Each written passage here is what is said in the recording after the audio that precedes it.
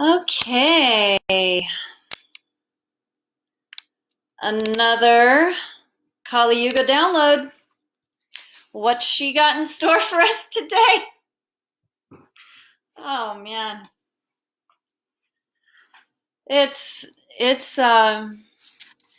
you know, we place ourselves 100% at the feet of whatever we're devoted to. That can probably often involve doing things, being guided to do things that you would prefer maybe to do otherwise. So anyway, these Kali Yuga conversations are out of my love and devotion to the sacred feminine in her various forms. In particular, I have been drawn to the real radical, hello, Nirvana yogic sciences. Welcome, Om Namaho. And Chetan Pyasa, wonderful to connect with you live, sister. Anyway, so yes, these Kali Yuga conversations are being totally divinely guided out of my love for Ma and her various forms. I've been drawn in this lifetime, who knows why, but I've been drawn to explore the more fierce forms of the sacred feminine, both the yogic tradition of we find in India, which is where you find the Kali tradition and her yoginis. And then also we have an equally fierce, dynamic, sensual, very embodied, radical form of the sacred feminine in Tibet as well, in the Tibetan Buddhist tradition. And so those are called the Dakinis. And so today I will actually briefly talk about both of them, because they really, we are in what's called Kali Yuga. And this is not some woo-woo made-up thing. This is an ancient prophesized cycle, or you could call it like an epic of time. Time has these different seasons and arcs, and the ancients really understood how time moves and the stories behind different chapters of time. So Yuga is from the Indian tradition, Sanskrit, and just like the Tibetans, the Indian tradition, so we're talking very ancient, we're talking thousands of years, and they really, I would say, mastered to the best of human mind capacity. They mastered the understanding of the universe, of various dimensions within the universe, and of time. And so the ancient Indian tradition, wisdom tradition that we're going to dip our toe into today, they called these different periods of time. Laura Ann, see you. Anyway, so we are in what is called Kali Yuga. What is Kali? Well, in Sanskrit, Kala is the masculine form, Kali is the feminine form, and that means both black and it means time. And so this is now my third Kali Yuga conversation. And at this point, I think we're just going to keep going until I get the Ma memo to stop. But I've already touched on what the yuga is in length, I think, in the first one. So I'm gonna do my best to like not be so verbose this time. I'm gonna try to keep it to 30 minutes max. So I'm just gonna drop a quick seed to review what Kali Yuga is. Now we could talk for days on Kali Yuga, literally, but we're gonna just talk for a moment. So there are different yugas. There's different chapters of time that the ancients have outlined. And so depending on who you talk to, it might be anywhere from 12,000 year epic of time. Kali Yuga might be 120,000 years. So, and even there could be variations. So anyway, we are in Kali Yuga. And so, yes, it's a long period of time. And someone asked me last time, well, are we at the end of it? Who knows? I mean, really, it depends who you talk to.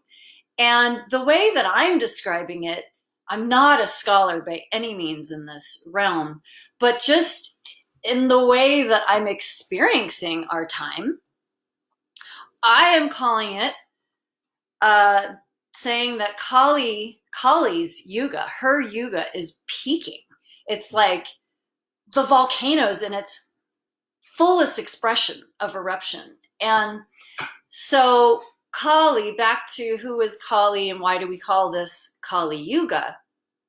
So Kali is considered, and again, there are many different branches of wisdom streams from India, just like there are from Tibet, just like there are in, all these different ancient traditions. There's different wisdom streams. So the one that I'm going to speak on today is really the wisdom stream of the radical sacred feminine from India.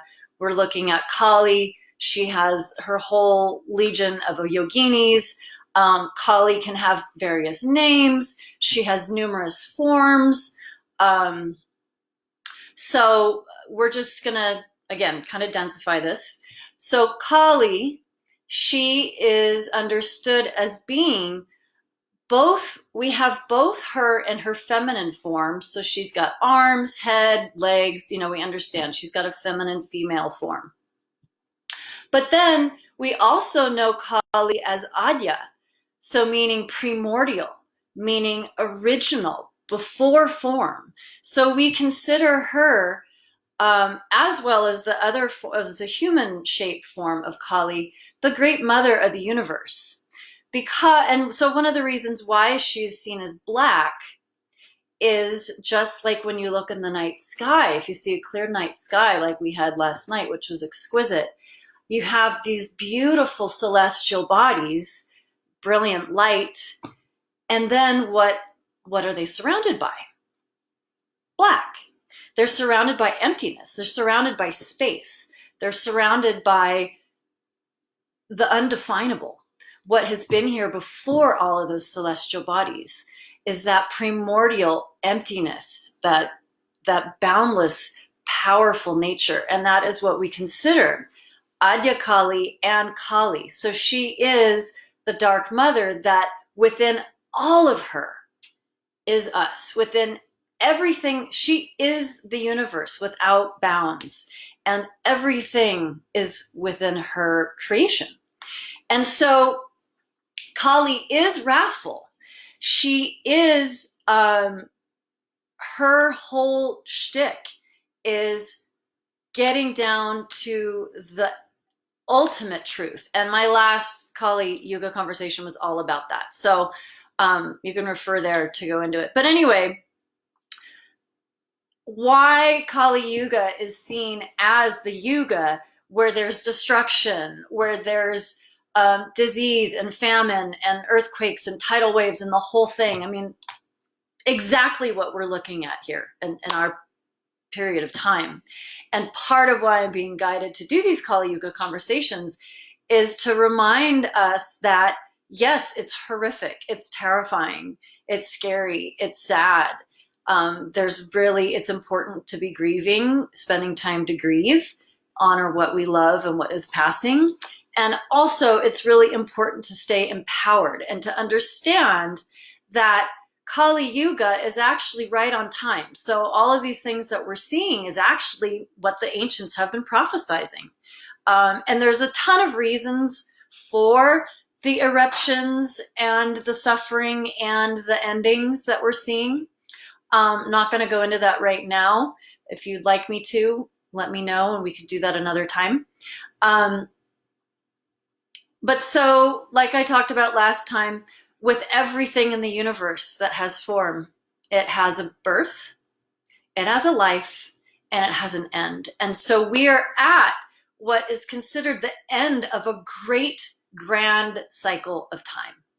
And so as wrong as it may be feeling from our little human view, from our, if we're lucky, we live 90 years, okay? 90 and compared to 120,000, it's hardly a blip on the Richter scale. It's like, I mean, a human lifetime is so small compared to what we're talking about. So what we're talking about is these unavoidable laws of the universe. And we are witnessing and part of this phenomenal display of Kali's Yuga, prophesized time. And so here we are. And rather than being surprised or unprepared, so it's kind of like our lifetime. There's one thing every single human has in common. There's not a lot, you know, there are many, many things, but one of the most common things that we share in a human body, we are all going to die. So kind of like Kali Yuga, we're all in Kali Yuga, and it would be nice if we were able to learn these kind of things in high school, right? I mean, I was filled with a bunch of ridiculous information that just caused trauma and not filled with enough information to guide me through this lifetime. So here we are. We're going to talk about Kali Yuga, and there's ways that we can actually be here. We can be aware of what's happening, and we can be more prepared for this collective death. And I'm not meaning necessarily, dying, even though there are people dying, but it's more like the death of a cycle, the death of reality as we've known it. How can we be prepared? And it's also wonderful. There are traditions on this planet, the Indian one that I'm talking about and the Tibetan one that we're going to touch on today, that the whole, like, one of the main focal points is being prepared for death, because that is one thing you can plan on. You're going to die. So why not do it with real wisdom, with real awareness? And we don't necessarily know when, but we do know we're going to die. So how can we be prepared? How can we be smart? How can we go into that in a conscious versus completely taking us off guard? So that's kind of the idea, or actually is very much the idea of, I would say, in the last handful of years, my teachings kind of in full. That's like the secret behind the scenes essence and intention. And no longer, I'm being guided to no longer be secret and just let it rip, be who I am. So in that real guidance and pushing me into places of a bit discomfort, because it's more comfortable being unseen sometimes, I am stepping out today, and I have a variety of my Shakti adornments on, which are part of this Yogini lineage. And I'm here to share with you about these two. Hey, beautiful Miss of Nips. I'm here to share with you that this next cycle of offerings that I will be presenting starting next week all the way through the new moon of May. There's a whole play-by-play, there's a whole step-by-step journey that you are invited to go with me on. And it is really about how do we awaken ourselves in these bodies. And in particular, I mean, I have a female form, so I'm tuned to the female form. Sorry, guys, you're totally welcome. Guys, you're welcome to attend, by the way. You're welcome to attend all these offerings, but they are geared for the female body and energetic system, and our experience as women in the world here.